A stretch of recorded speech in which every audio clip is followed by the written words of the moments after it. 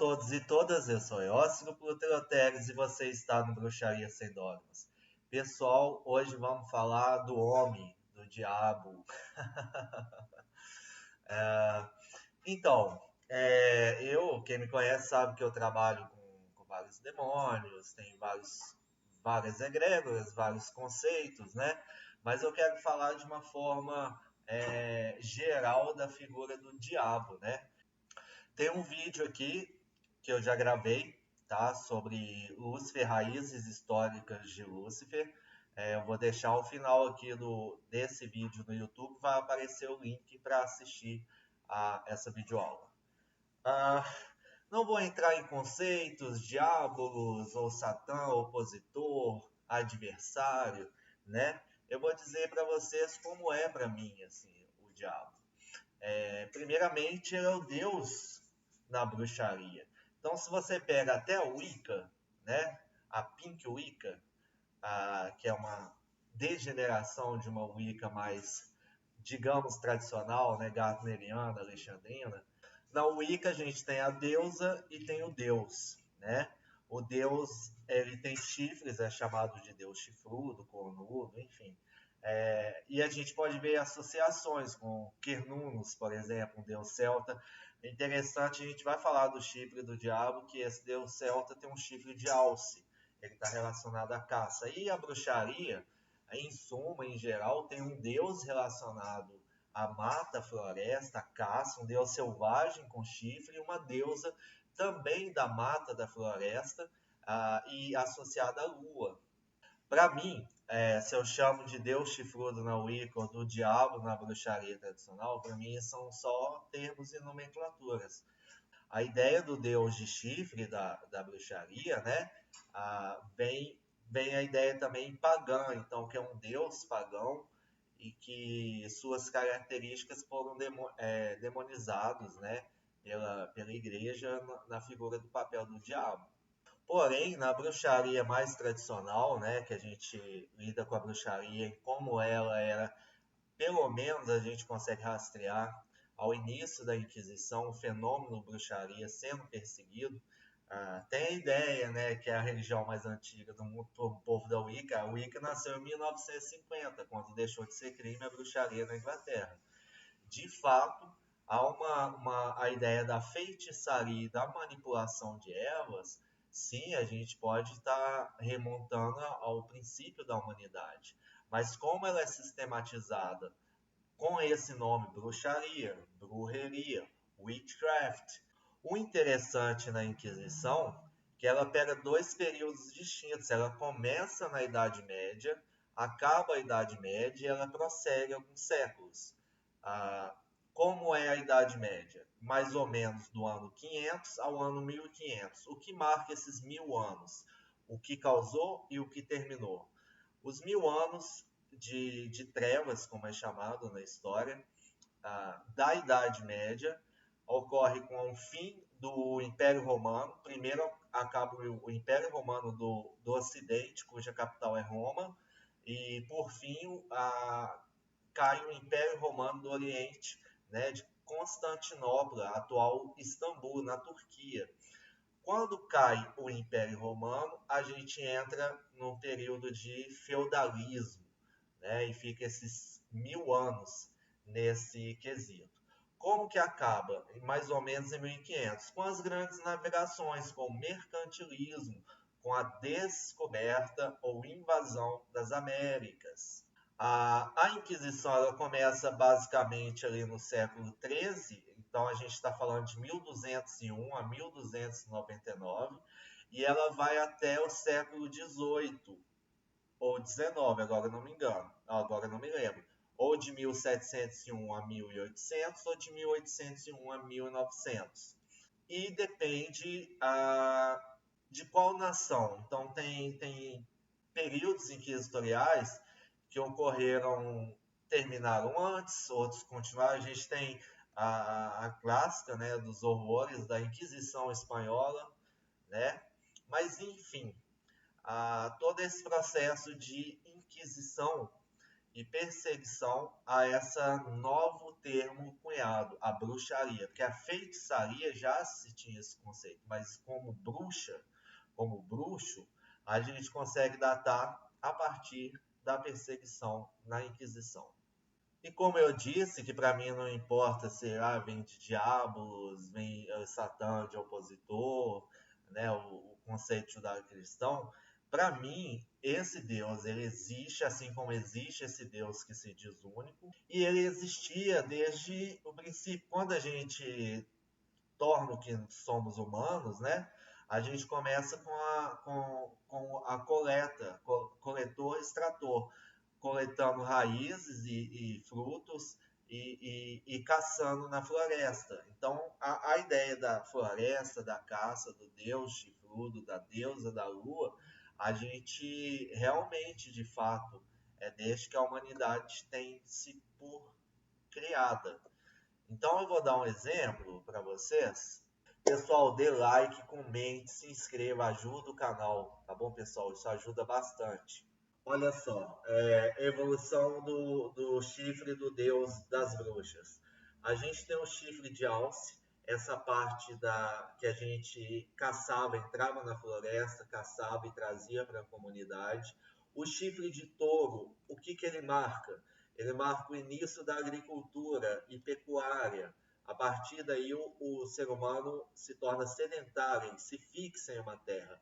Então, o chifre de touro no deus chifrudo das bruxas marca esse período da conquista da agricultura e da pecuária. E, por fim, o chifre de bode, já marcando a fase em que o deus da bruxaria está associado com o diabo que era tão perseguido e culpado às bruxas, né, nos tempos inquisitoriais. Então, existem vários demônios, vários daimons, vários deuses caídos, vários anjos caídos, toda uma hierarquia de espíritos com suas peculiaridades. Mas eu quero trabalhar com vocês o conceito do diabo como um ser, né? O inimigo da igreja. Interessante que o diabo ele não é dotado de chifres, senão a gente, no quarto século da era cristã, tá? A gente está falando de 1301 a 1399. E é uma invenção puramente patrística que surgiu do desejo de relacionar o deus pagão a Fauno e os sátiros à sua lenda satânica. Os demônios do paganismo não tinham chifres, eram tão destituídos de cauda quanto o arcanjo Miguel na imaginação de seus adoradores. Os chifres eram, no simbolismo pagão, um emblema do poder divino, da criação e da fertilidade na natureza. E a gente vai ver que era também o chifre relacionado a esse poder, não só para os pagãos. Então, essa ideia do chifre denotando poder, né, e a ideia da caça, da força, também não só pagão, porque a gente vai ver na mitologia judaica que também era assim. O chifre era uma denotação de alto status, de elevação. Vamos ver isso aqui. Olha, pessoal, aqui a gente tem a espada flamejante, né? No caminho serpentiano, as esferas da árvore da vida. E interessante que eu quero mostrar para vocês aqui, à direita a gente tem Metatron e à esquerda Sandalfon, tá? Metatron é o anjo hoje mais próximo de Deus. Tem toda uma discussão. Dizem que é Enoque que caminhou com Deus e foi lançado ao mundo espiritual com o seu corpo físico, ele não experimenta a morte, e se coloca Enoque para ser o escriba de Deus, está mais próximo de Deus, e é conhecido como o anjo Metatron. Então a gente está falando após a queda de Lúcifer em um terço dos anjos. O anjo que se torna mais próximo de Deus tem no imaginário judaico chifres. E Sandalfon é a versão feminina, a energia feminina. Então a gente tem uma energia masculina e feminina da divindade. E ela também, essa anja, também tem chifres. Pessoal, dê like, comente, se inscreva, ajuda o canal, tá bom, pessoal? Isso ajuda bastante. Então, por exemplo, os chifres na cabra de Amon-Ra, de Baco, o deus do vinho, de Moisés no judaísmo, nas medalhas antigas, os cornos da vaca de Ísis e Diana, né, e do Senhor Deus, os profetas de Israel. Pois Rabacuque é um cabalista, fornece provas de que esse símbolo era aceito pelo povo escolhido, os judeus, e pelos gentios, os não-judeus. Tem a passagem assim que a gente vê que, por exemplo, Santo do Monte Parão, Senhor Deus que vem de Temã e cujo resplendor é como a luz, e que tinha chifres saindo de suas mãos.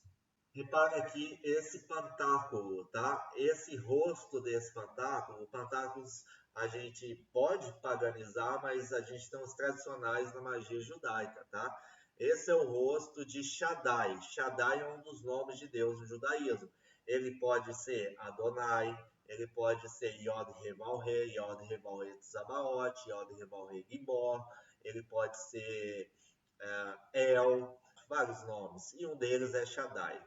E o rosto que está representado nesse pantáculo de magia judaica seria de Deus, e sob o nome de Shaddai. E note os chifres na cabeça do Deus, né? Por quê? Porque não era demonizado o chifre. Esse é o rosto de Shaddai, todo-poderoso, ante cuja forma todas as criaturas obedecem e os espíritos angelicais o reverenciam com joelhos dobrados.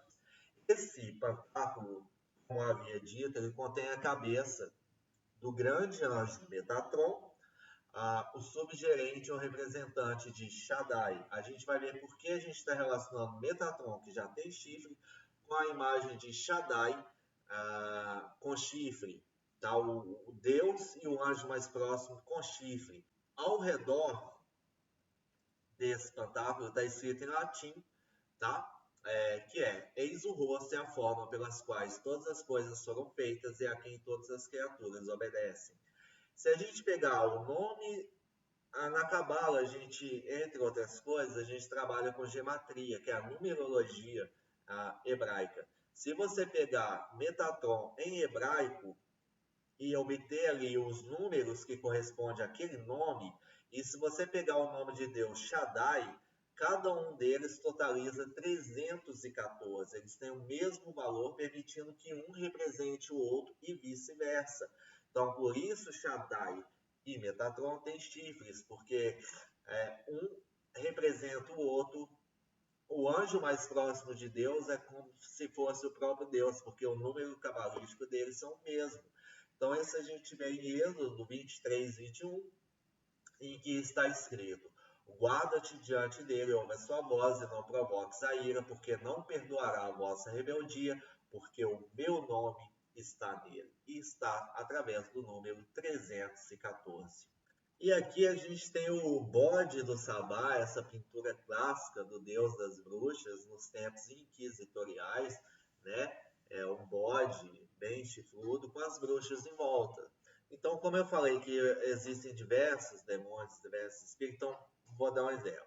Se a gente pôr um líder, Satã para muitos, Beelzebub, o chefão, para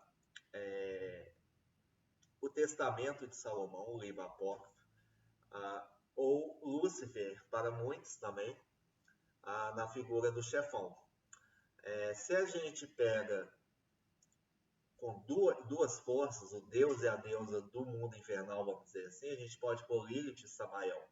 Com 4 deuses, a gente tem Lúcifer, Satã, Leviatã e Belial. Tá? Cada um no seu ponto cardial e com o seu elemento correspondente. A gente pode ir extrapolando até as 10 esferas, né? As 11 esferas da árvore da morte, incluindo da Ate, a esfera oculta. Aí a gente já tem uma hierarquia com 10 chefões. Mas, em suma, o diabo também sempre foi tratado como um. E esse mesmo diabo virou o deus das bruxas pela interpretação da igreja nos períodos inquisitoriais. Então, como eu estava falando de diabo, né, se a gente pega na Quimbanda, no Candomblé, o Candomblé, Exu é Orixá, né? Mas ele também tem os Exus catiços, né? Um Tranca-Run, um Tiriri, um João Caveira, né? Seja lá o que for. Esses espíritos, esses Exus que vêm, que dão consultas, eles são chamados de diabo, seja em pontos, seja em conceitos, seja em fundamentos. E interessante que esses espíritos são almas humanas que se tornaram poderosas. Na bruxaria tradicional a gente chama de mortos poderosos, né? E eu acho interessante a ideia do diabo, por exemplo, na série Supernatural, o Crowley, que é o demônio da encruzilhada, né? Ele está ali sempre negociando, sempre barganhando para quem sobe, quem desce, né? E aí se descobre a vida que ele teve. Então é muito recorrente a ideia do diabo enquanto esse nome, não como demônio, não como Satã, não como Lúcifer, mas o nome diabo como uma alma humana, o mercador da encruzilhada, entre o acima e o abaixo, o demônio da encruzilhada que você tem que entrar em contato para você se pactuar com qualquer outro demônio. Esse demônio da encruzilhada, esse diabo, é relacionado e tem fundamentos com almas humanas, tá? E não o próprio Satã ou o próprio Lúcifer, mas uma alma humana que trabalha a serviço. A gente tem também, né, o clássico, né, na passagem que Jesus está para expulsar os demônios, ele pergunta o nome, né, qual é o seu nome? Aí ele diz, legião, porque somos muitos. Podem ser muitos da legião demônios em si, espíritos não nascidos, não humanos, e também na parte da legião esses espíritos humanos. A gente tem o culto aos ancestrais. Então, uma mulher que foi bruxa, um cara que foi bruxo, a gente acredita, eu acredito na bruxaria, na permanência da alma, da vida após a morte. E muitos de grandes bruxos e grandes bruxas trabalham no pós-morte como um mercador da encruzilhada. Então, o culto aos ancestrais, que também tem na Quimbanda, mas eu estou falando essencialmente da bruxaria, pode te conectar a um espírito de um grande mago, de um grande bruxo, de uma grande bruxa, de um grande ou uma grande sacerdotisa. Esse ancestral, ele é o diabo como uma alma humana, um morto poderoso. Por exemplo, na Goécia, muita gente lê as inscrições e não entende muito. Vários espíritos da Goécia, são 72 anos da Goécia, diz assim que fornece espíritos familiares. O que é isso de espírito familiar? É um presente do diabo às bruxas, de um espírito que vai ser o espírito para resolver as coisas ali todas, que vai estar mais próximo de você, que é ser um interlocutor com as forças do diabo muito mais rápido. É quem você vai recorrer primeiro. E por que chama familiar? Não é que ele é seu parente de sangue.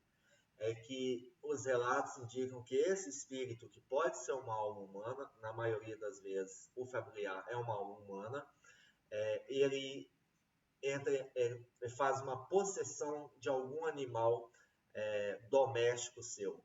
Então, quando fala o espírito familiar que o Daimon da Goécia dá, o familiar está falando do seu animal de estimação, do seu familiar. Ali, o diabo pode colocar um diabo com alma humana, um demônio que não é alma humana, o espírito que tem a ver com a pessoa e com sua proximidade mais forte.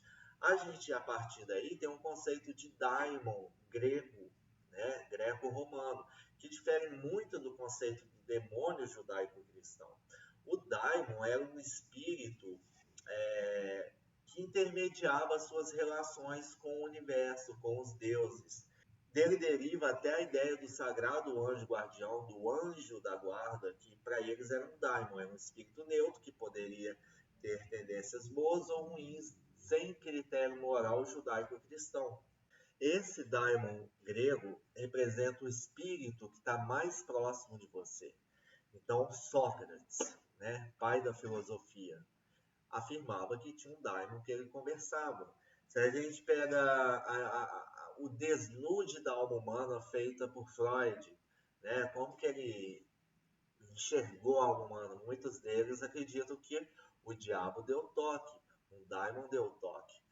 Então, um equívoco muito grande, as pessoas que se encantam pelo diabo, pelo daimon, né, pela mão esquerda, acaba vindo para esse caminho com algum desejo de vingança, com algum feitiço de vingança, né, que faz as pessoas irem para isso. Mas se a gente pega esse espírito em si, o daimon, ele é um auxiliador, é o seu guia mais próximo.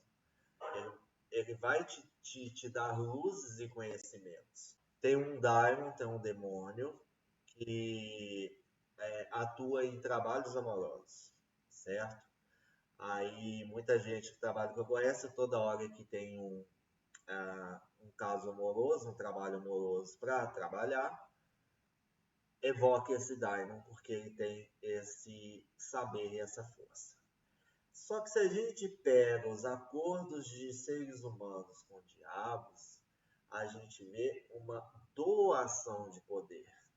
A gente vê, por exemplo, um anel de poder que é presenteado por um espírito. É que, ao meu ver, se o daimon tem o poder para ações amorosas, peça esse poder para você. Você tem a mão para trabalhos amorosos, seja para unir, seja para separar. E aí você não tem que ficar enchendo o saco do espírito, chamando ele toda hora para ele resolver essa peleja. Porque ele te dá o poder representado com o espírito te dando um anel em vários terços, né? Em vários limores. E a partir daí você tem o poder. Então você faz as técnicas de feitiçaria. Então, união, você pega uma representação do casal, ou do marido, da esposa, seja lá o que for, faz as feitiçarias, põe nome, põe ervas, acende vela, une os bonecos, tal.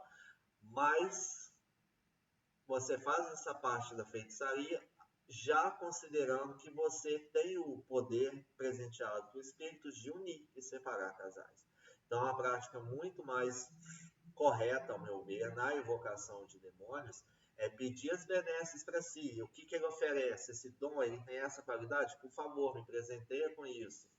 E aí, depois, num trabalho espiritual, seja para cliente, seja para mim, eu faço as manipulações de uma cabeça de cera, de ervas, aí vem os estudos, mas o grande coisa é ter a certeza de que eu tenho o poder na mão. Quando a gente fala de magia, a pessoa tem mão para isso.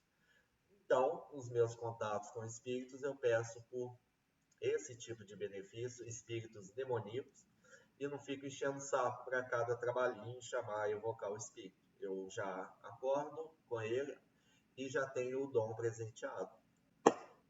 Então é isso, pessoal. Aqui é uma fala do diabo. Estamos aí com a imagem, né, do Deus das bruxas. Bruxaria Sem Dogmas, desde 2015, há 9 anos. WhatsApp para contatos, consultas e trabalhos espirituais, mais 55 Código do Brasil, 31 Minas Gerais, 98510-5591. 98510-5591. E aqui, pedindo a colaboração de vocês com o canal, o Pix, para a gente retomar aqui com mais frequência as videoaulas, rumo aos 10 mil inscritos, rumo a novamente monetizar o canal, porque eu fiquei parado. Estamos retomando, já tem várias videoaulas, vem cá assistir. Assiste a videoaula Raízes Históricas de Lúcifer, eu vou deixar o fim. Aqui está o Pix para contribuição, qualquer valor ajuda, qualquer valor, tá? R$10 ajuda, tá, pessoal? Para a gente investir mais no canal. Então, meu Pix, yuricecabia@hotmail.com. Se desejar um trabalho espiritual, uma consulta oracular, meu WhatsApp. E é isso, pessoal. Espero que tenham gostado. Vamos que vamos. Ave Diana, Ave Lúcifer, Satanás. É amor, dê like, comente, se inscreva. Tá aqui o link para Raízes Históricas de Lúcifer. Bem legal. Pessoal, dê like, comente, se inscreva, ajuda o canal. Tá bom, pessoal? Isso ajuda bastante.